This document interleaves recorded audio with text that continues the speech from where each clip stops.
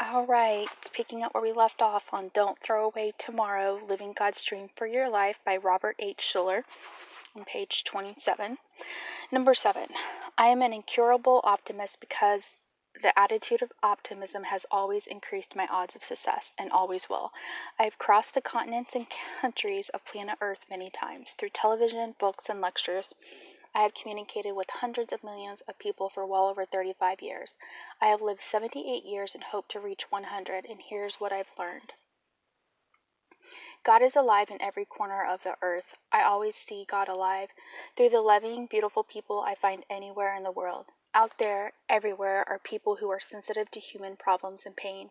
Instinctively, they sense the pain and peril in the human family and are swift to move in and help hurting people. I would have lost heart unless I had believed that I would see the goodness of the Lord in the land of the living. Psalms 27:13. There is a divine spirit loose in the world that will be there when I need it. When we need it. Hospitals, schools, peacekeepers, courts administrating justice, caregiving institutions, the Red Cross, the Salvation Army, World Vision, houses of worship, and positive, optimistic movements. I am incurably optimistic that help will come out of nowhere from people I've never met before.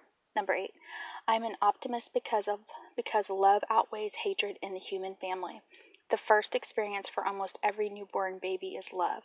We are born in love. We have to learn to hate. If you cannot sense and feel the universal spirit of love that is alive all over the world, then you are not mixing with positive thinking people, reading the right kinds of books, and yes, attending a positive, loving place of worship. I'm addicted to optimism because even in the most pessimistic climates, there are always alternatives and options. Pessimism is surrendering leadership to negative assumptions. Pessimism drops the curtain on tomorrow. Pessimism cuts off any hope of a prosperous future. Pessimism predicts and delivers a debilitating destiny. We must never forget that we humans are A and O people. A for alternatives and O for options. When pain and peril challenge us, we can create alternatives. Optimism refuses to believe that the road ends without options. When there are no options, we create options. When we face apparent defeat, we find a detour or build a bridge. Because the world is in constant change, new options will be open to us tomorrow that may not be open to us today. Rejected yesterday?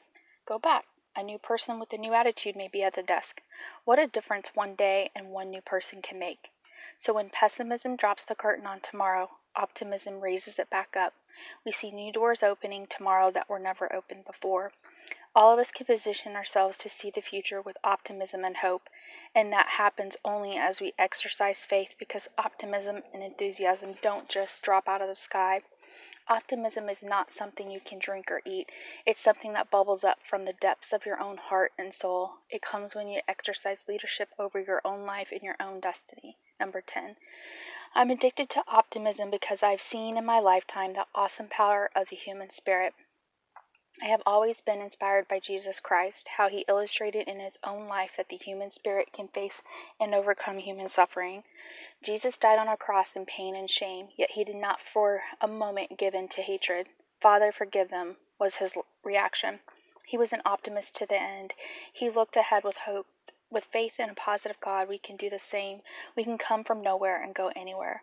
We can shine like a bright, inspiring light as we live and move on through the dark times of life, facing the worst that life throws at us. Every human being who disciplines himself to hold on to faith in days of disaster will endure and find himself embraced with affection and respect by the best people in his time and world.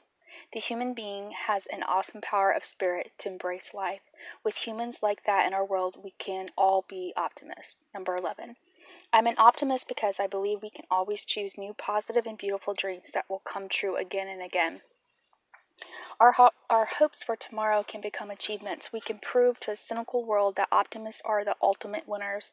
Because optimists never accept failure as the last word, we turn failure into a bend in the road, not the end of the road. Optimists can never use the 2-word sentence, I quit. Only God has allowed that move. I choose to be an optimist because I have been inspired by so many other optimists in my life. We seem to be drawn to each other as we seek out those who know that optimism works wonders. Many incredible optimists have shared their stories overcoming the odds with a can-do spirit. One woman, a true optimist, stands out. The television series Sue Thomas, FBI, on the Fox station is based on her life and shows a fictional version of a true life wonder. Sue Thomas has shared her incredible story at the Crystal Cathedral more than once. What an inspiration she has been as she shared her faith has as she shared how her faith has sustained her optimistic attitude despite tremendous challenges. Basically, I was too young to remember, Sue said, but at 18 months of age, I sat in front of the TV with my 3 older brothers. At a given moment, I went and turned the volume up full blast. My brothers ran up and turned it down. I turned it up again, and they turned it down again. Mom and Dad came running to find out what the ruckus was about, and they thought that I was getting tired and cranky. It was time to put me to bed. That night when my parents tucked me into bed, neither of them realized that it would be the very first long silent night of the rest of my life. It wasn't until morning that my mom realized I was totally oblivious to my surroundings, and she grew concerned. She called our neighbor, who was a nurse, and after a lot of discussion, I was rushed to the hospital. There the doctors examined me and turned to my parents and said those words that would follow them the rest of their lives. There's no hearing. She's profoundly deaf. Sue's parents immediately led the way in their daughter's optimism training by refusing to allow her to be institutionalized, which was common practice with the deaf children at that time. Instead, they believed she could live a normal life, and they gave her the tools to help her do so. Today, when Sue speaks before audiences, her speech is as clear as a hearing person's. Her diction is perfect, and her ability to read the lips of the people around her is amazing. When she was a child, however, her deafness made her a target for other children.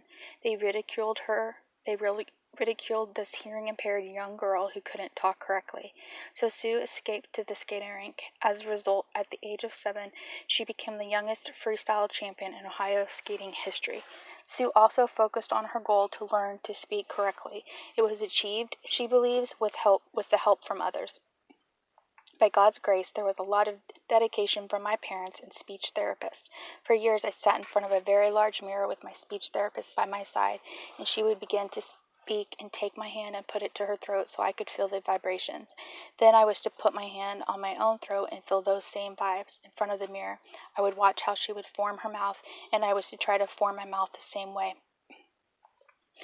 It was during all those years in front of the mirror that I gained the skill of reading lips. It wasn't intentional at the very beginning. It just came about as a gift. I also had years of voice lessons to get my voice to fluctuate up and down, up and down. And then I had a year of dramatic reading and poetry with an English teacher to learn to recite word for word with articulation and enunciation. In spite of all these efforts, I know I still talk just a little bit different. I'll be at an airport, a hotel, a restaurant, and somebody will always come up to me and say, "Ma'am, where are you from? You really have an accent." Sue's optimistic, healthy approach, despite her disability, earned her a bachelor's degree in 1976. Her hard work paid off, and she was hired by the Federal Bureau of Investigation in Washington, D.C. to be a fingerprint examiner. They were hiring deaf people to search and classify fingerprints, she explained. They felt that if a person couldn't hear, there wouldn't be any distractions, so I had to be able to detail all those funny lines on people's fingerprints 8 hours a day, 5 days a week. One day, God rewrote that chapter of Sue's story. The agents came to me and began asking me a lot of questions. Do you watch TV? Is it difficult for you? Do you go to the movies? Finally, they shared with me that they had a problem. They had videotaped a suspect, but when the camera activated, the sound mechanism failed. They had all this film with people talking, but they couldn't hear it. They wanted to know if I could watch it and write down the words. I said, sure, no problem. From that day on, I never went back to reading fingerprints. I went on to read lips for the FBI. Her time at the FBI led to the TV series about her life, but it is clear that Sue Thomas is not content with simply having television retell her story.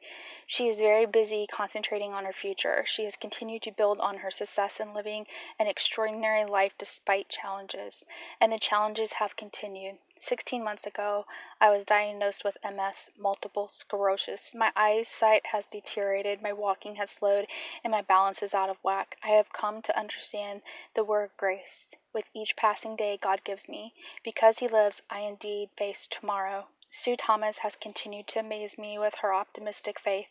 My parents taught me at a very early age that there was a God and I was created in his image, that he had a son so powerful that as long as I kept my hands in his and allowed him to lead and guide me through life, there couldn't be anything I couldn't do or become.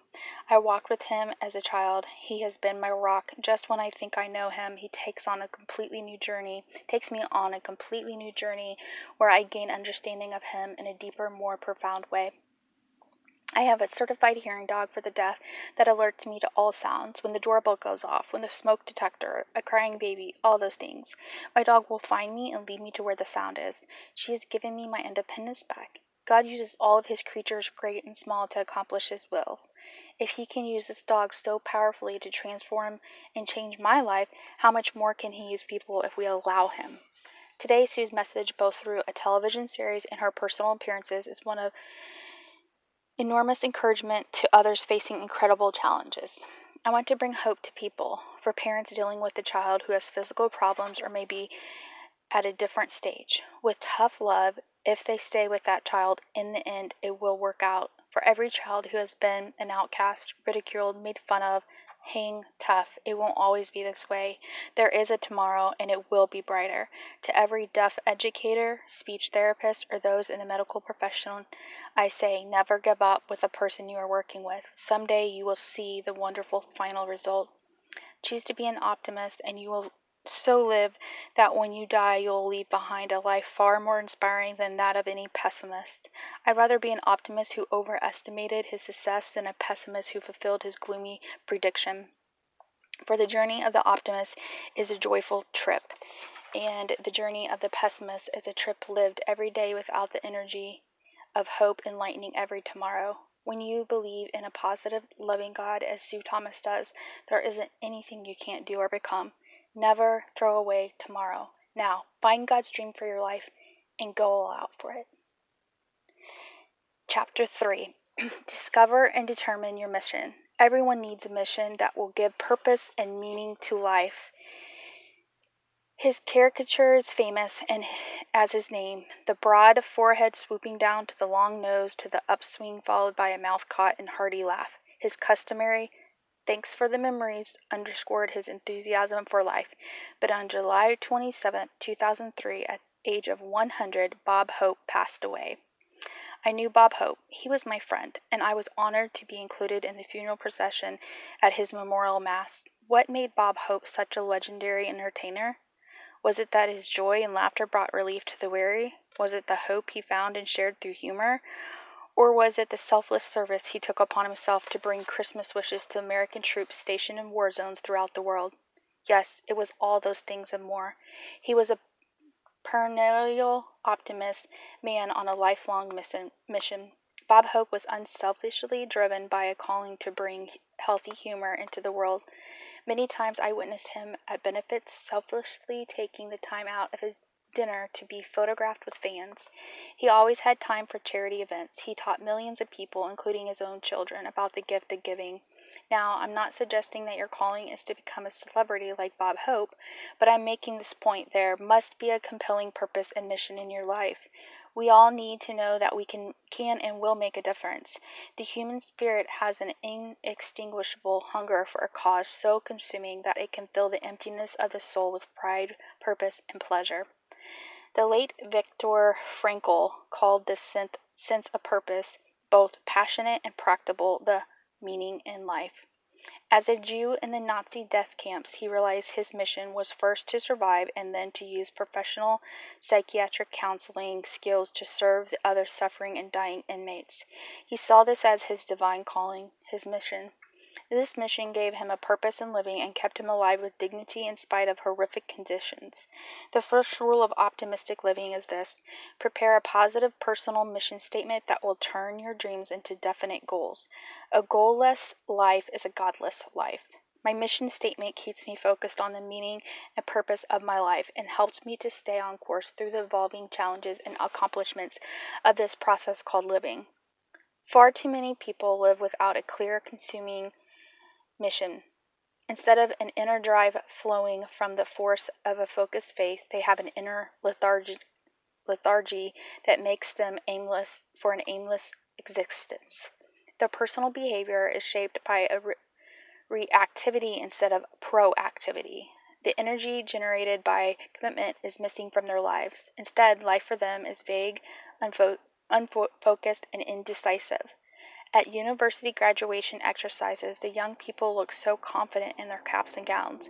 Yet in every class, there are many graduates who are uncertain about where they will go from there.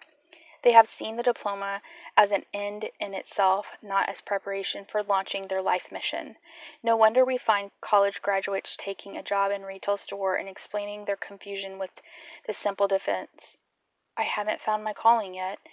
I have had countless encounters with people who have a dull look in their eyes because they lack the inner passion and spirit that could promote and propel them with enthusiasm into a promising future. The truth is that no person is prepared for the engagement of living until he has found a cause or calling that he can call his mission in life. What do you want to do in life? I asked one of my grandson's friends visiting our home. The young high school student answered with the same response I have heard hundreds of times from young, bright, beautiful people. "I don't know." "What are your talents and gifts?" "I don't have any special talents or gifts." "I see many gifts in you that I believe are special." "Like what?" "You can see, you can hear, you can think, you can touch, you can laugh." The first 10 minutes in our casual conversation, I liked you a lot. Your personality is pleasant. You seem like a really great kid. Okay, that makes me just an ordinary kid. I'm not gifted or talented. Can't sing, can't dance, can't act. Not an athlete. I don't even make the basketball team. I'm just an average kid. It sounds like you are suffering from cultural distortion of your self-image. What is that? That means you appraise yourself more on doing than on being. Which is more important, gifts and talents and the quality of your personhood or your performance as an actor or athlete? I guess the kind of person I am. Of course, it's the person you are. For that is where relationships are formed and friendships are bonded. That's where love, trust, and respect are rooted.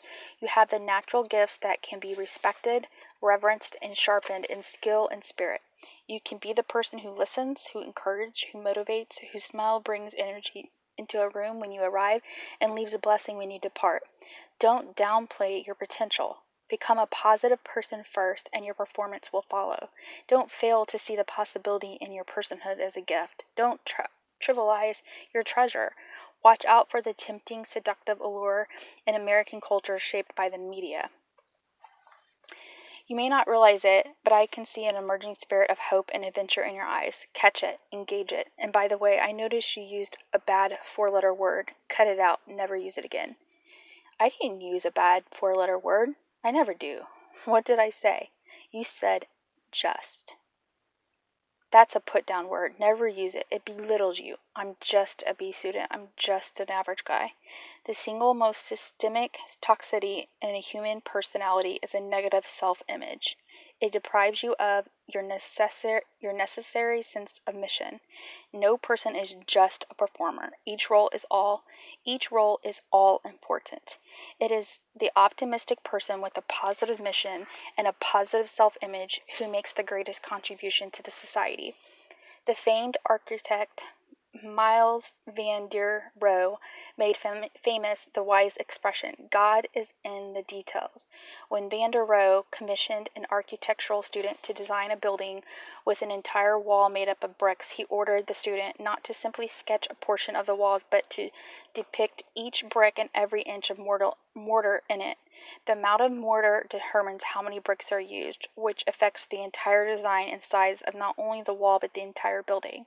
Applying this visual principle to the social architecture of relationships, you have probably noticed that when a celebrity enters a gathering, there are stares, whispers, and oohs and ahs. But you have probably also noticed that when a simple, sweet, caring person who is known as good, honest, and kind enters the circle, out come the hugs and happy hellos. With this kind of awareness, you'll begin on the right page to find your mission in life.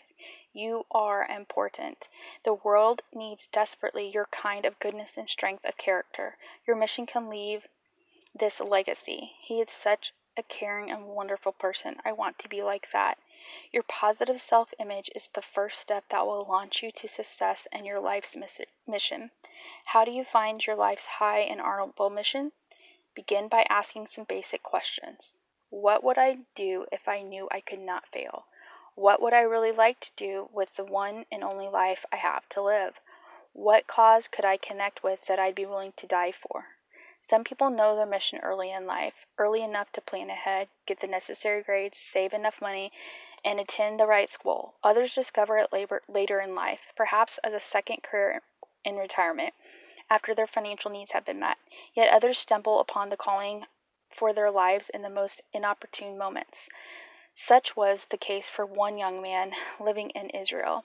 Bill Rhodes, married at the age of 26. His wife was expecting their first child when he studied ancient Semitic languages and archaeology and completed his master's degree from Jerusalem University College in Jerusalem. A devout Christian, Bill would spend quiet time each morning in prayer, seeking God's quiet communication and wisdom. His wife Laura recalls, to find complete solitude, Bill would literally follow the words of Jesus, "Go away by yourself in a closet to pray." Matthew 5:6. Alone on a hill overlooking Jerusalem, Bill committed his life to whatever calling God gave him. The answer, which he believed came from God, at first seemed incomprehensible. It didn't make sense. It couldn't be right, but the idea wouldn't go away. It fastened to a desire, and then the desire became stronger. The vision, the dream started to come together clearly in his mind. He embraced his calling with conviction to become a medical missionary in Africa, bringing hope for tomorrow to thousands of persons. The only problem was that Bill's course of studies had led him down a completely different path. He had to start all over again, and he was married with 2 children. However, with his wife's support, encouragement, and willingness to support the family, Bill pursued studies to earn a Bachelor of Science degree. Doors opened to him to help him support his family. Laura not only worked but homeschooled his children while Bill was a full-time student in medical school, and then while he was completing his residency. 17 years later, Bill and Laura and their children, who now numbered 4, packed up what little they had accumulated during their 23 years of marriage and under the auspices of Africa Inland Mission moved to Kapsawar, Kenya. Together with his family, Bill learned the Kiswahili language and became Kapsawar Hospital's only surgeon, performing every kind of surgery possible for the local people. He has delivered babies and performed brain surgery, serving as the area's only physician. He even takes care of the many AIDS patients in that region, often risking his own life for his mission. Life's not worth living until you are committed to someone or something you'd be willing to die for. Would you sacrifice your life for your career or profession? I have often said I would if such a sacrifice was necessary for my mission. Begin by examining your value system. Would you die for things, toys, treasures? I don't think so. Would you give up your life for people, for your spouse, for your child? I think you would. Now your life mission is becoming clear. Next, examine your natural gifts and talents. Every person has inherited gifts wanting to be discovered and developed. Every individual is a universe made up of a mix of DNA that has never before came together out of a mother's womb. Born into a negative environment, your gifts must be shielded and sheltered from the negative forces that could silence the golden cry in your subconscious. See me, set me free to become fulfilled in a divine mission. St. Paul offered these words to his young friend Timothy, making a life-affirming challenge. Neglect not the gift that is in you. 1 Timothy 4:14. Don't throw away tomorrow. So why do millions of humans go from birth to death never connecting with the spark of the divine image within themselves? One reason people throw away their tomorrow is that negative forces pollute their mental system. Then the positive forces that could detoxify this negative mental atmosphere are unrecognized or simply untapped. Also, the process of defining your mission is just that, a process. For myself, the process was simple and specific. At age of 5 years, I met my Uncle Henry, a Princeton-educated missionary who was returning from China for the first time. He ruffled my hair and said enthusiastically, "Robert, you're going to be a minister when you grow up." I heard it. I felt it. I accepted the vision. I embraced it with my head and heart. I never for a moment lost sight of that mission. I have lived in and for tomorrow ever since. I still do. But most people find that their mission involves more gradually. Career changes occur, people come and go, and unforeseen possibilities present themselves. Positive pressures arise that call for mid-flight corrections in the vision that has been compelling and controlling their mission. Not long ago, I interviewed Dr. Stephen Sample on my weekly television program, The Hour of Power. Dr. Sample's impressive resume reveals how his mission evolved. In 1991, he became the president of the University of Southern California. During his tenure there, USC has emerged as a world leader in the fields of communications and multimedia technologies and has solidified its status as one of the world's leading research universities. In 1998, Dr. Sample was elected to the prestigious National Academy